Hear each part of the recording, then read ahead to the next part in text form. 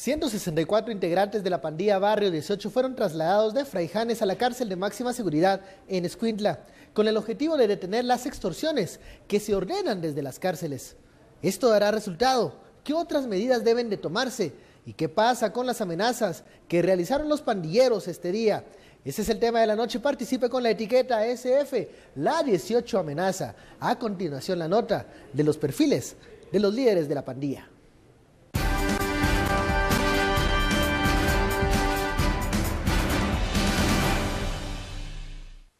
Diablo. Edgar Alejandro Boror ingresó a prisión el 6 de julio del año 2004. Es acusado por los delitos de asesinato, violencia contra la mujer, secuestro, extorsiones, femicidio y tráfico de droga. Fue condenado a 525 años de prisión. Krusty. Edwin René Ramírez Iboy ingresó a prisión el 27 de mayo del año 2012. Es acusado de los delitos de femicidio. Fue condenado a 50 años de prisión. El Lobo. Aldo Dupié Ochoa Mejía ingresó a prisión el 17 de abril del año 2003. Es acusado por los delitos de asesinato, extorsión, homicidio culposo, riñas callejeras, tráfico de droga y femicidio. Fue condenado a 721 años de prisión. Criminal. José Daniel Galindo Medo ingresó a prisión el 21 de septiembre del año 2005. Los delitos homicidio, portación de armas de fuego, extorsiones, femicidio y tráfico de droga. Fue condenado a 630 años de prisión. Smurf. Rudy Francisco Alfaro Alonso ingresó a prisión el 4 de diciembre del año 2007. Es acusado de los delitos de homicidio, portación de arma de fuego y extorsiones. Tiene una condena de 800 años de prisión. LG OLED TV, colores perfectos, imagen perfecta, presentó. Bienvenidos a Sin Filtro, noche de miércoles. El tema es este traslado de reos, específicamente integrantes de la pandilla del Barrio 18, con el objetivo de frenar de una vez por todas las órdenes de extorsiones que emanan desde las cárceles. La etiqueta de la noche, SF, la 18 amenaza. ¿Por qué? Porque los reos, los pandilleros, lejos de quedarse callados, amenazaron a las autoridades de gobernación y del sistema penitenciario por esto que ellos ven o califican como una venganza hacia su pandilla. Damos la bienvenida a nuestros analistas, Philip Chicola y Estuardo Zapeta. Muy buenas noches. Buenas noches, Benkei. Bueno, la primera reacción al enterarse de este traslado, 164 reos, pero también de las amenazas que hacen en contra de las autoridades. Estuardo.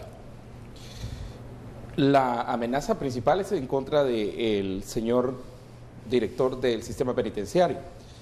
Y la razón por la cual estos reos son movidos es porque, en teoría, movilizarlos va a quebrantar los sistemas de comunicación y de estrategia que tienen internamente.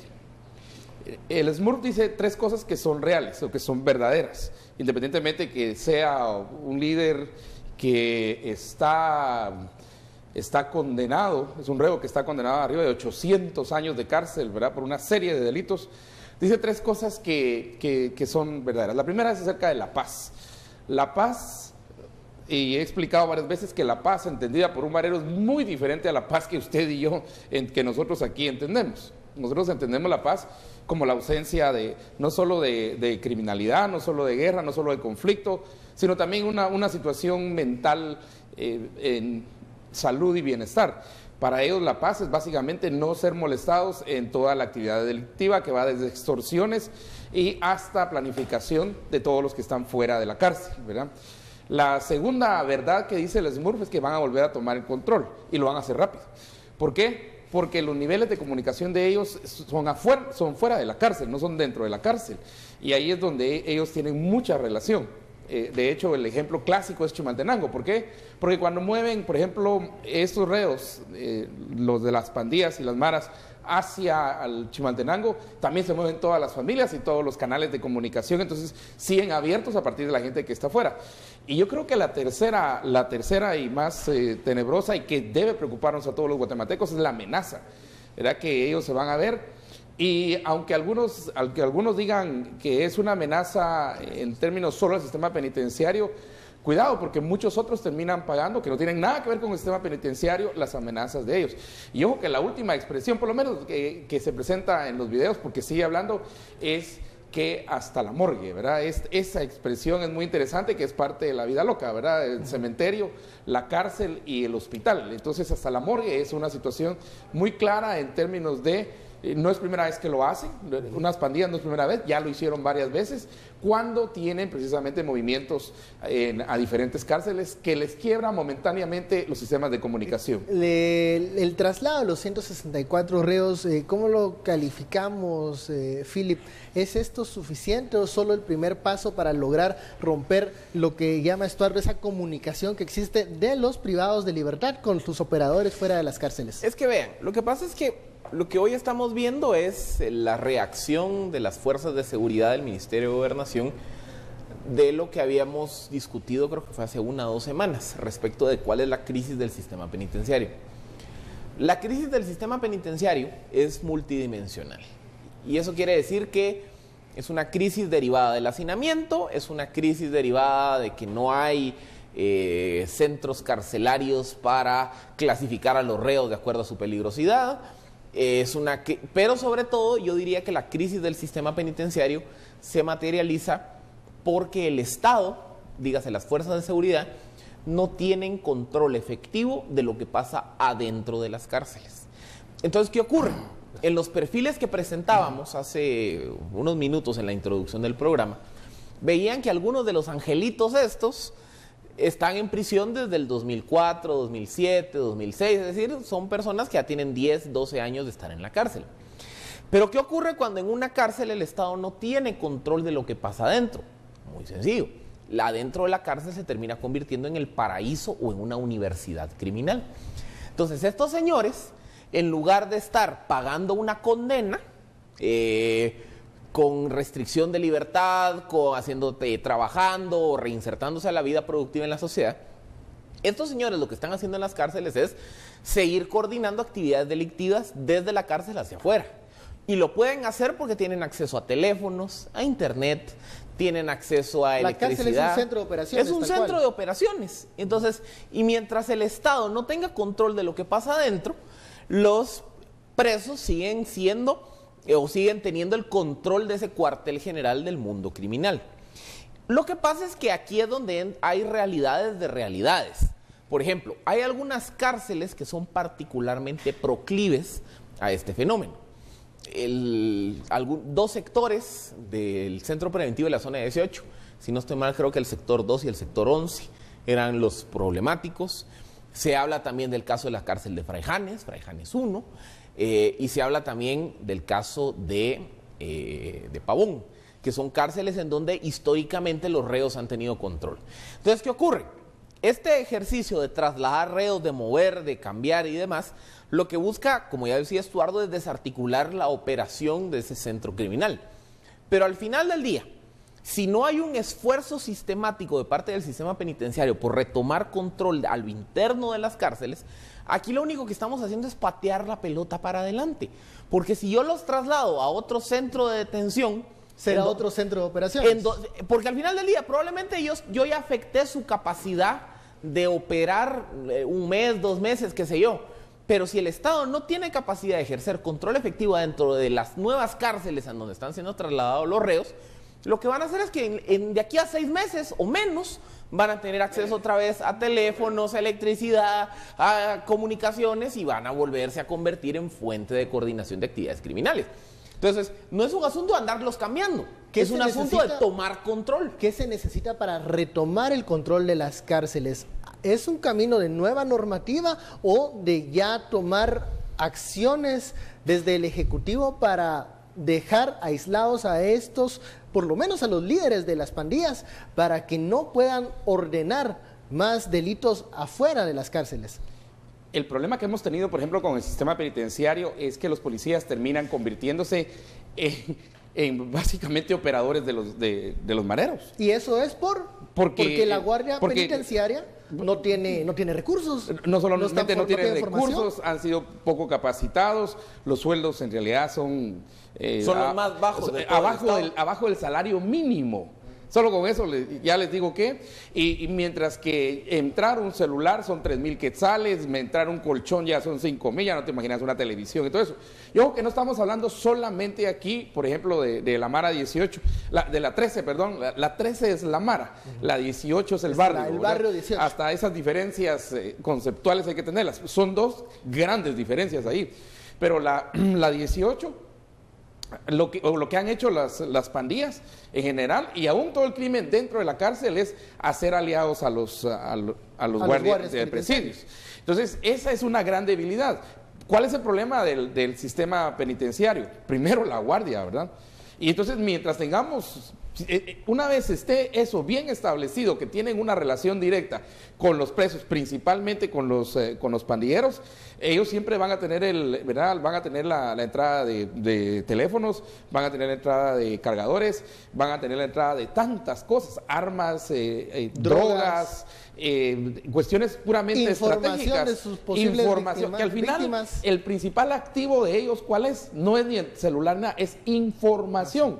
Y ahí es donde debería intervenirse. Por eso para mí cambiarlos de lugar en realidad solo interfiere momentáneamente unas 3-4 semanas y mucho en los sistemas de comunicación. A la primera pausa, pero no establece mayor cosa. Seguiremos hablando de esos eslabones débiles en el sistema penitenciario. Ya sabe, la etiqueta SF, la 18 amenaza. Volvemos luego de la pausa.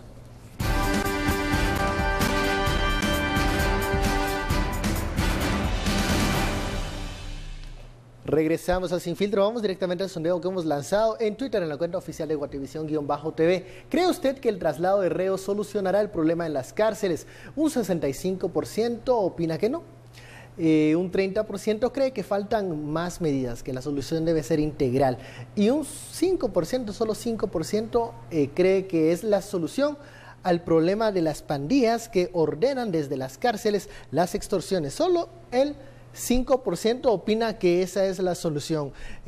Ante este sondeo preliminar, los seguidores en redes sociales opinan que no se va a solucionar nada o que deben tomarse medidas integrales para solucionar de una vez por todas el ambiente de caos que se vive en el sistema penitenciario. Hablábamos antes del corte de los guardias del sistema penitenciario, uno de los eslabones más débiles de esta cadena. ¿Qué otros problemas afronta o retos tiene el sistema penitenciario para poner de una vez por todas orden en esos lugares? El primero es la ley. La ley del sistema penitenciario está desactualizada. Entonces, ¿qué pasa? En el mundo de las cárceles, básicamente hay que hacer dos tipos de distinciones en cárceles. Primero, si es un centro de detención o un centro de cumplimiento de condenas. Aquí en Guatemala, en teoría, eso ya existe. El preventivo de la zona 18 es un centro de detención, las granjas penales o las cárceles de máxima seguridad son un centro de cumplimiento de condena. En la práctica, lo que ocurre es que el sistema penitenciario los mezcla a todos. Entonces, hay gente que está cumpliendo condenas en el preventivo de la zona 18, hay quienes están guardando prisión preventiva en Fraijanes, en el Infiernito y demás. Segundo, el mundo de las cárceles se tiene que dividir por cárceles de mínima seguridad, de alta seguridad y de máxima seguridad. Mínima seguridad, como se podrán imaginar, es para delitos menores o para aquellos delitos en donde el perfil del acusado no representa una amenaza. Delitos patrimoniales, accidentes, faltas, etcétera, etcétera. Las cárceles de alta seguridad son para aquellos personajes o aquellos delincuentes que no necesariamente son una amenaza para la sociedad, pero que por su perfil pueden tener un perfil de riesgo de fuga o un perfil de un atentado contra ellos. Ahí es donde generalmente se concentran capos del narcotráfico, políticos, funcionarios, señalados de corrupción, es decir, no es alguien que hay que aislarlo de la sociedad, pero sí es alguien que se puede fugar o que los otros criminales pueden atentar contra él. Es Mariscal Zavala, básicamente. Mariscal Zavala. Pero Mariscal Zavala es un chapuz. Es que claro, es algo que se hizo sobre el proceso. Y finalmente están las cárceles de máxima seguridad, que su objetivo es aislar a los criminales de la sociedad. Ahí es donde... Al menos estos cabecillas. Por ejemplo, en la lógica, en la teoría, estamos hablando de asesinos, de personas que han demostrado una hazaña contra la vida, un irrespeto contra la vida humana. Es decir, ahí el objetivo no es tanto la rehabilitación, sino ahí es cómo evito yo que estas personas tengan contacto con el resto de la sociedad. Aquí en Guatemala esa clasificación no existe. Casi que una condena a muerte social. Sí, exacto, es una condena a muerte social. Entonces, ¿qué pasa? En Guatemala esa clasificación no existe. Hay ciertas clasificaciones de facto, por ejemplo, el Infiernito o Canadá o el Boquerón en Escuintla y Santa Rosa se han utilizado como cárceles de máxima seguridad, pero no cumplen con los estándares internacionales de máxima seguridad. Pavón y Pavoncito, que son granjas de rehabilitación, que ahí en teoría serían para alta seguridad o mínima seguridad, pues envían pandilleros, narcotraficantes, una mezcolanza total. Ahí te estás refiriendo, Philip, a una clasificación de reos y en base a eso crear ambientes controlados para ellos. Porque entonces, si yo ya sé que el Infiernito es mi cárcel de máxima seguridad, entonces ahí voy a enviar a los pandilleros, que en el caso guatemalteco yo diría que son los sociópatas, de los que básicamente hay que aislarlos del resto de la sociedad. Entonces, ¿cuáles son las características de una cárcel de máxima seguridad? Generalmente se construyen en lugares aislados. Se le dota de una infraestructura en donde, por ejemplo, los reos casi no tienen acceso al aire libre, en donde los reos pasan la mayor parte de su tiempo en celdas pequeñas. Lo que ustedes ven en las películas y en las series de televisión, por ejemplo, son diseños en donde, por ejemplo, no hay acceso a electricidad para los reos, donde como no tienen, como están en zonas alejadas, probablemente no tienen acceso a comunicación celular, en fin. El modelo está diseñado para aislarlos. Bueno. Y por ejemplo, muchos de nuestros televidentes dicen, ¿por qué no construyen una cárcel en Petén o en Ixcán? Esa debería ser la lógica. No estoy diciendo que ahí, ¿verdad? Pero la racional, cuando ustedes ven las cárceles de máxima seguridad funcionales en el mundo, las construyen en las zonas más alejadas de los territorios, más alejadas de los cascos urbanos, porque el objetivo es separar a los criminales lo más que se pueda de la sociedad. Bueno, ¿y cómo responden los reos, estos líderes de la pandilla Barrio 18, al momento de ser trasladados a Escuintla? Bueno, estas son las reacciones de uno de los cabecillas del Smurf. Escuchemos. Aguantarle las bolsas ahí. Ya no cabe más, carnal. Sí, vos, ¿sabes qué, Nicolás? Ahí te das cuenta que nosotros respetamos en todo momento. Tuvimos la oportunidad, no se aprovechen, compadre. No se aprovechen porque, relax. No se aprovechen porque, ¿saben por qué? El día de mañana vamos a tener el control otra vez. Y palabras, no sean así. Respeto. Y vos sabés de que aquí vivimos una paz y nos vamos ahorita en paz. Mira cómo están actuando. Mira, comadre. Me extraña, Nicolás, ahí estamos, en esto. En Socheros, hasta la morgue. Las declaraciones de estos líderes de pandillas durante el traslado a Escuintla, ellos dicen, Nicolás, nos hemos estado portando bien, nos hemos estado cumpliendo. No, ellos dicen, hemos mantenido la paz. Pero la paz es un acuerdo, ese es uno de los problemas. Ese es el problema. ¿Necesitan tener un acuerdo con estos condenados? Las autoridades Miren, Aquí, vamos a ver, aquí están pidiendo entonces presenten soluciones. La primera es el cambio en la normativa. Sí. La segunda es la preparación de una guardia de presidios, pero muy diferente a la que tenemos ahorita. Mucho más profesionalizada. Muy profesional, mejor pagada, digamos, mejor controlada. El cruce, por ejemplo, de información con mucha inteligencia interna y contrainteligencia de lo que hacen, eso no lo tenemos. Aquí empezamos en este proceso. Entonces, como eso no se tiene, en realidad las cárceles en Guatemala están privatizadas. Por los reos. Por los reos. Por eso toda la gente que se opone, porque uno propone, una de las soluciones, como han hecho en muchas partes del mundo, es privatizar las cárceles. Pero dicen, no, que el Estado los tiene que llevar.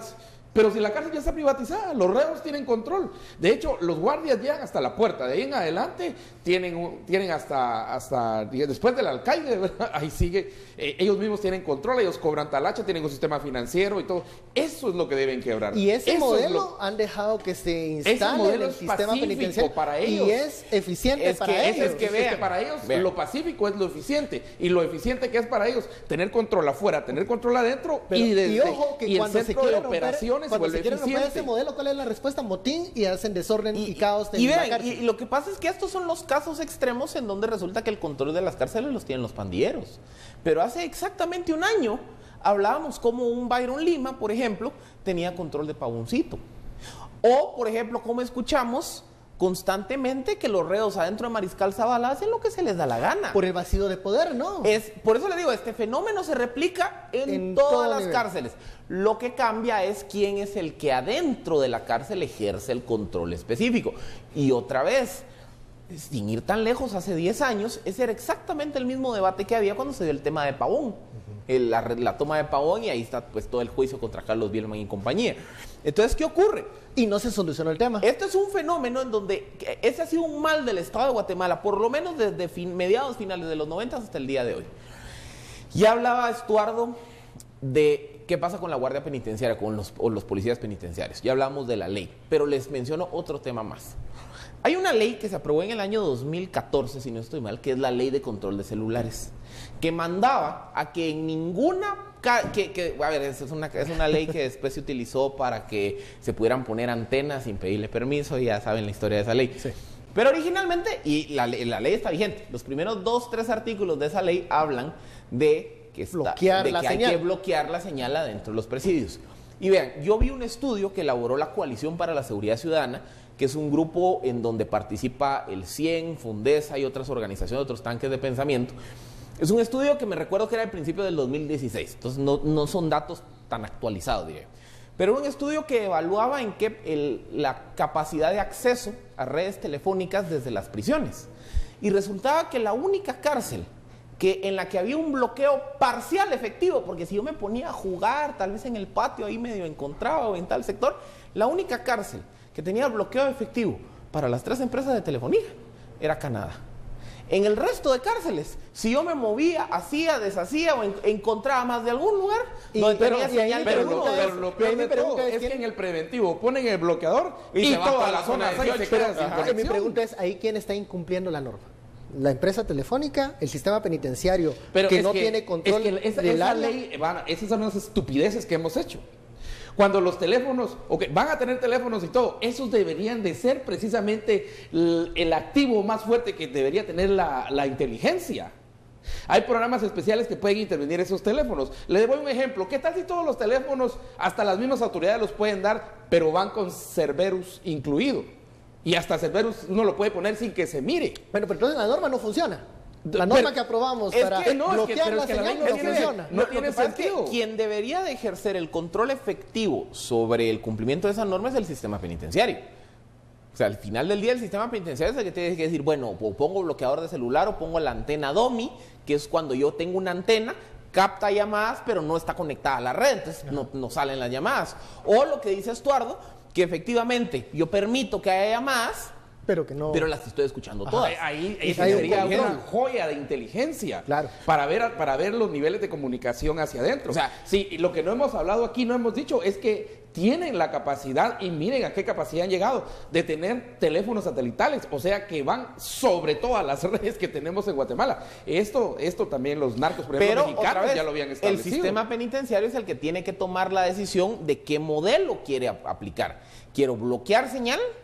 ¿Quiero evitar que salgan las llamadas o quiero generar inteligencia? Y comencemos con que la presencia de un celular en un centro carcelario ya está prohibido. Es más, está penado por esa casa. De entrada, eso es mal, pero llegas y los quitan los chips, se encuentran los conectores y todo, y a las 24 horas ya está lleno otra vez de celulares. ¿Por qué? Porque hay una guardia penitenciaria que te puede ayudar incluso para eso. Cocaína y todo. Para ingresar porque la guardia es parte precisamente del nivel de comunicación, aparte de las esposas, amantes, familiares, hijos y todo lo que hagan. Pero los guardias, los que no deberían serlo, nosotros aquí en Guatevisión hicimos un reportaje magnífico acerca de cómo se metían colchones. Y la facilidad para hacer. La facilidad para meter grandes televisores, creo que del tamaño del que tenés atrás, y creo que hasta más grande todavía. ¿Verdad? ¿Cómo meten eso? Y ya se descubrió cómo lo metían. ¿Y quiénes se quejaron? Los mismos ciudadanos que viven alrededor de la cárcel. Bueno, vamos a la segunda pausa de la noche, la etiqueta SF, la 18 amenaza. Regresamos con más de esta conversación.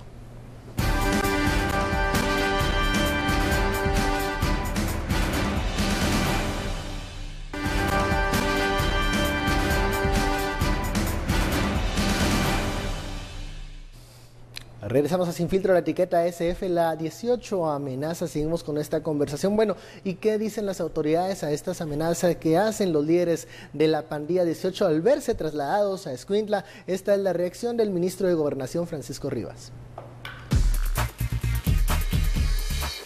Estamos conscientes de esa reacción que se pueda generar. Eso no nos va a detener, no nos va a paralizar y nos vamos a poner de rodillas ante ellos. Vamos a continuar con las acciones en favor de la población guatemalteca y en contra de estos criminales. En la medida que les podamos restar influencia, poder y control a ellos, lo vamos a hacer con toda la capacidad que el Ministerio de Gobernación tiene para hacerlo. Las medidas en favor de Nicolás ya se instruyeron. La reacción del ministro Francisco Rivas a las palabras de estos pandilleros, incluso él asegura que ya hay medidas de protección para el director del sistema penitenciario, para el señor Nicolás, por las palabras de este líder de la 18, el conocido como Smurf. Seguimos hablando de los eslabones débiles del sistema penitenciario, una guardia débil, una falta de normativa, el bloqueo de la señal celular. Recursos. Siempre ha sido la cenicienta del sistema de justicia, ¿no? Y luego veamos también otra cosa, el debate que se tuvo hace 3-4 meses.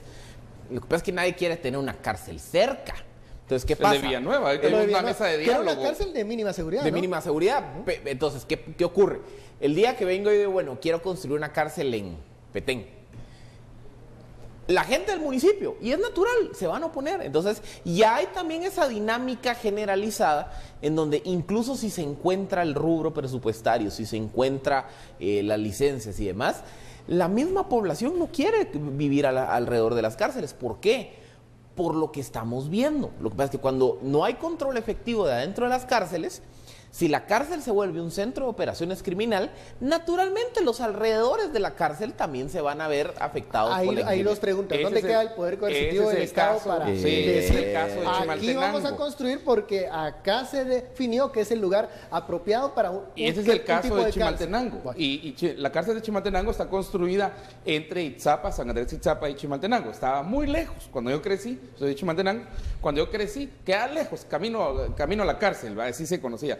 Ahora fue creciendo la ciudad y quedó todavía a la orilla, pero sucedió algo muy interesante. El primer movimiento que hubo de pandilleros de las cárceles de aquí, de la capital, a Chimaltenango, hizo que las familias, los aliados, amantes, hijos y todo, fueran a hacer colonias literalmente alrededor de la cárcel, porque estos son los medios de comunicación. ¿Por qué ocurrió eso? Porque la cárcel no era un lugar de castigo, sino un centro de operación. Es un centro de operaciones. Eso es lo que hay que cambiar. Y ayer, platicando con un abogado, el licenciado Roberto Castillo, él ha propuesto algo muy interesante y me quedé pensando que él propone que las cárceles deberían de ser, o el sistema penitenciario debería ser autónomo, no debería estar sujeto al Ministerio de Gobernación, sino que así como el MP, así como la Defensa Público Penal, así como hasta esa autonomía, también el sistema penitenciario debería tener una autonomía. Me parece una propuesta interesante, por supuesto tiene sus bemoles y todo, pero sí tenemos que buscar y pensar fuera totalmente de la caja en una solución,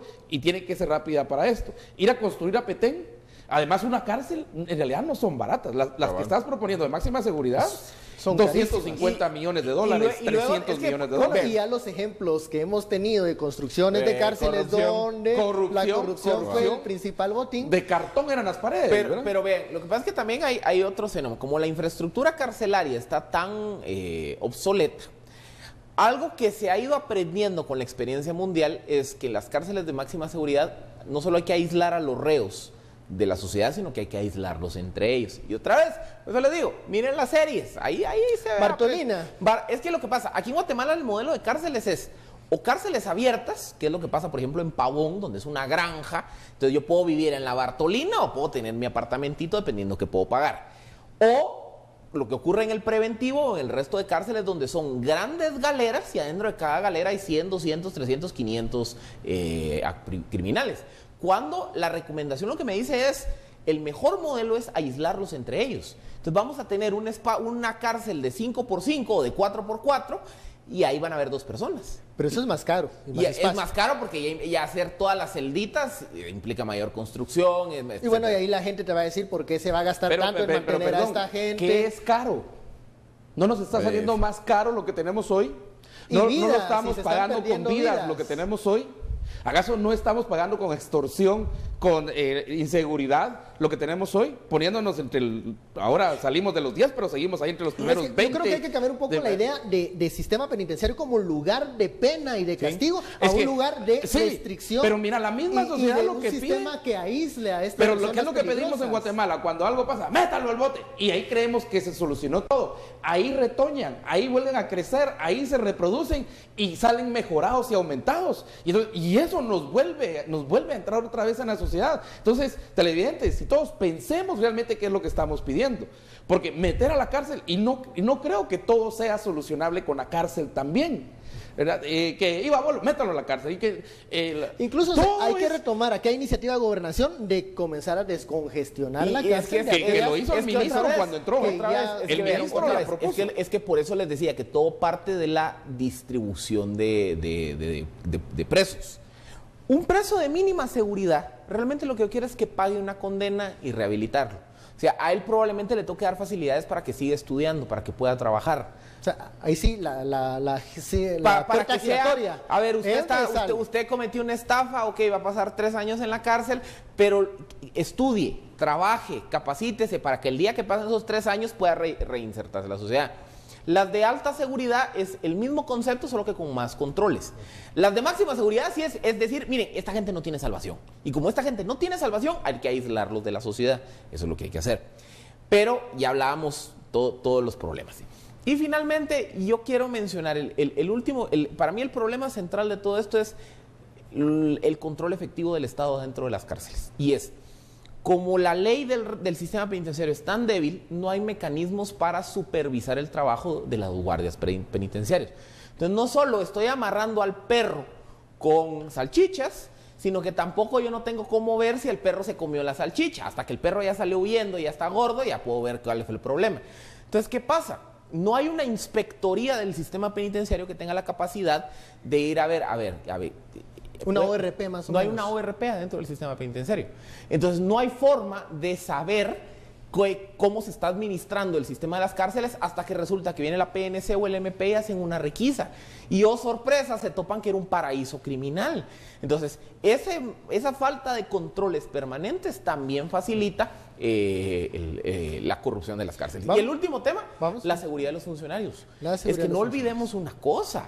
Yo me acuerdo por ahí los años 2010 a 2013. Los granadazos. Los granadazos, pero también la cantidad de atentados contra directores del sistema penitenciario, contra alcaides de prisiones. Entonces, no solo es un asunto de que son cargos proclives a la corrupción, sino que si en una de esas llega a una persona honrada, es que hay que crearle toda la infraestructura. Hay que blindarlo. Por ejemplo, el director del sistema penitenciario, mírenle la amenaza que le están haciendo estos señores. Así es. Entonces, y no solo es él. Están los alcaides, están los directores de los presidios, están los mismos guardias. Y esta amenaza la puede ejecutar cualquier pandillero. Pero mira cómo la cosa, porque en el preventivo, y sé que tenemos que ir a corte, muchas gracias a todos los que están viéndonos en Facebook Live, estamos también en una interacción en Facebook Live. En el preventivo sucedió algo muy interesante, y ese es un caso que habrá que estudiarlo. El preventivo se quedó sin director. Entonces, pusieron a todos los guardias juntos. Y vieron a uno ahí y dijeron, bueno, usted va a ser director. Así, falta de cuadros. No hay jerarquía, pues eso te demuestra que no hay jerarquía, no hay una meritocracia, qué preparación tenía. Y lo primero, cuando hicieron requisa, en donde encontraron dinero en efectivo, fue en el casillero del que habían nombrado director. Bueno, vamos a la pausa, la etiqueta SF, la 18 amenaza. Regresamos luego del corte.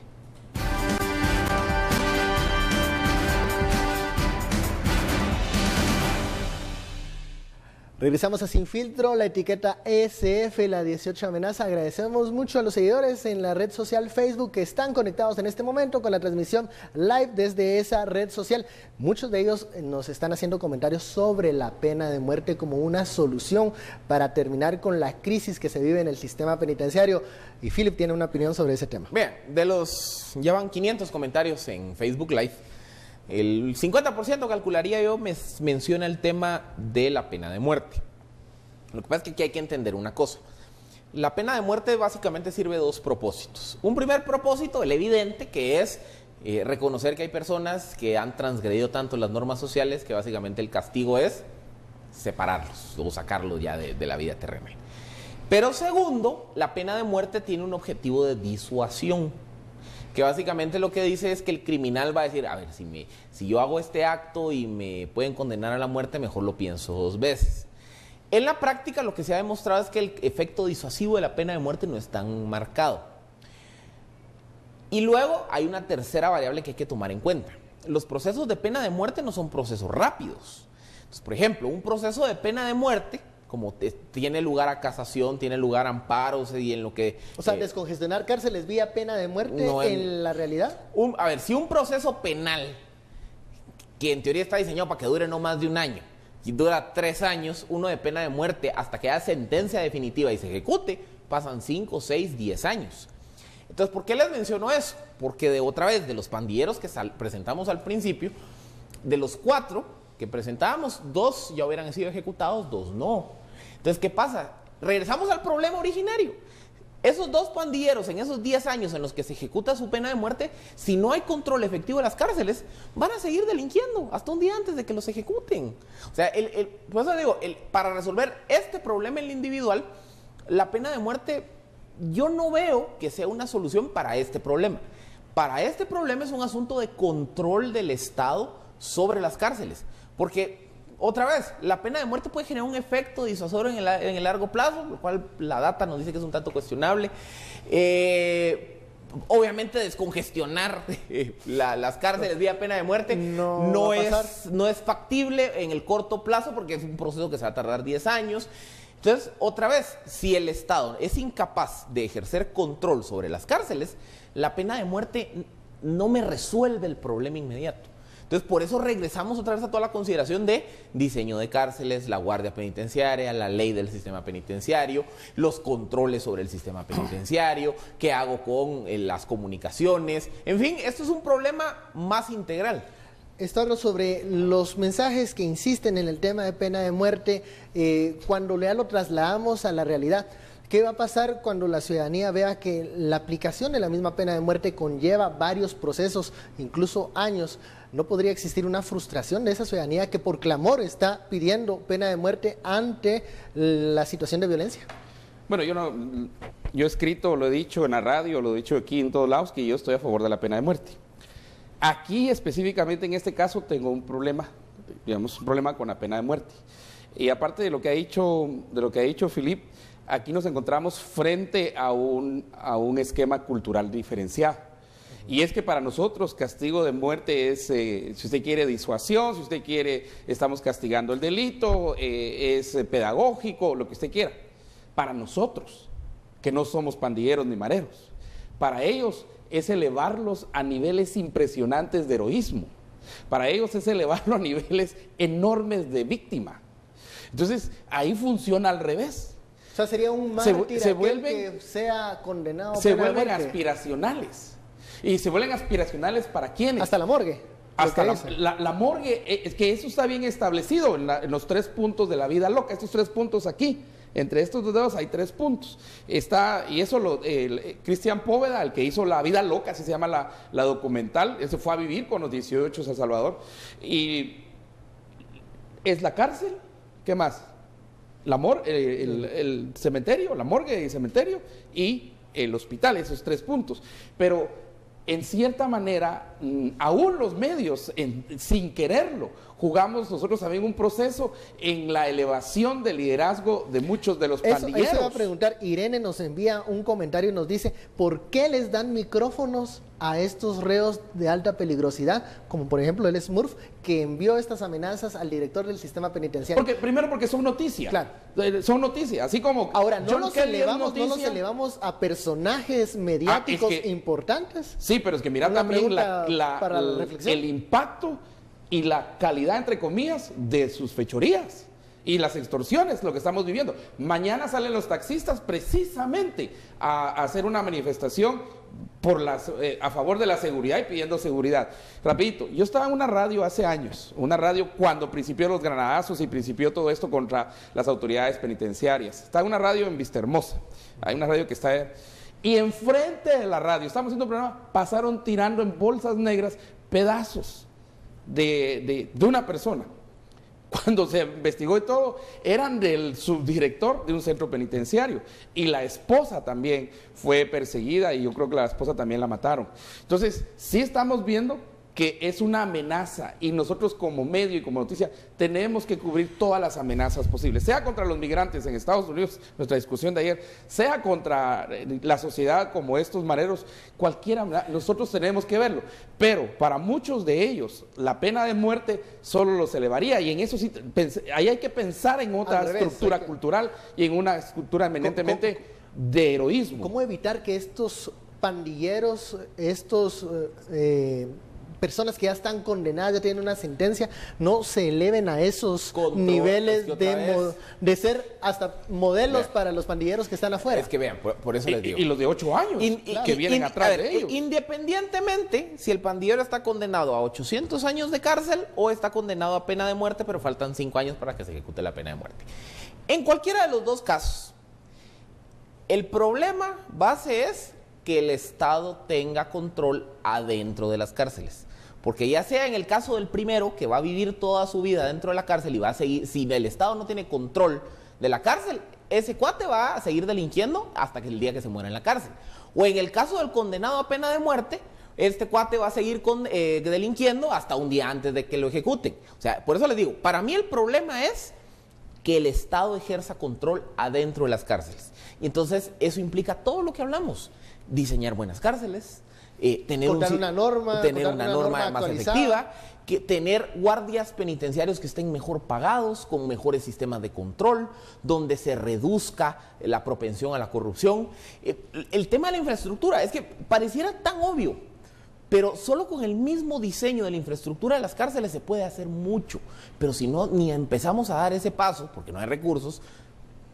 Público-privado ahí, hablar de eso, quitarse el tabú. Y rapidito, que uno de los temas centrales en la discusión que tuvimos ayer acerca de los memorándum, memorándum 12, del Departamento de Homeland Security, que precisamente hoy estuvo aquí en Guatemala, hoy miércoles estuvo John Kelly, era el secretario de Homeland Security de Estados Unidos, ahorita está en México, es que hay 3 prioridades para sacar a gente de repatriar, digamos, repatriar a Guatemala, pero expulsar a Estados Unidos. La primera es los que estén en una acusación criminal. ¿Nos van a mandar pandilleros? La segunda es gang related, o sea, pandilleros o que han sido catalogados como pandilleros en Estados Unidos. Y la tercera es drug trafficking. Rapidito, tenemos un minuto antes de terminar. ¿Qué se debe hacer con estas personas que en Estados Unidos nos van a traer de vuelta, pero que han cometido delitos o que pertenecen o pertenecían a pandillas allá? ¿Qué se debe hacer de entrada con ese tema? Con los que nos van a mandar. Qué buena pregunta. Porque o sea, no es un bueno, vienen a pelear territorio. Para principiar vienen a pelear territorio. No es un inmigrante común y corriente. Que recordemos una cosa, que si ya cumplieron su condena ya, técnicamente ellos no vienen a cumplir condena, o sea, ellos van a estar libres. Lo que sí puede hacer el Estado, pero otra vez, el Estado tiene que desarrollar política preventiva porque los tiene que identificar de entrada como un riesgo para la seguridad. Y eso implica que, como ya son un riesgo para la seguridad, hay que darle seguimiento de que no van a cometer actos delictivos, pero también hay que apoyarlos para que encuentren oportunidades productivas. Porque si no encuentran un trabajo en el corto plazo, ¿qué van a hacer? Delinquir. Bueno, hemos llegado al final de esta hora de análisis y una conversación muy interesante sobre el tema del sistema penitenciario, la situación que se vive en las cárceles. Muchísimas gracias, Philip Estuardo. Y a usted muchísimas gracias por su sintonía. Esto fue Sin Filtro. No se vaya, viene la recomendación del clima con Marisol Padilla. Feliz noche.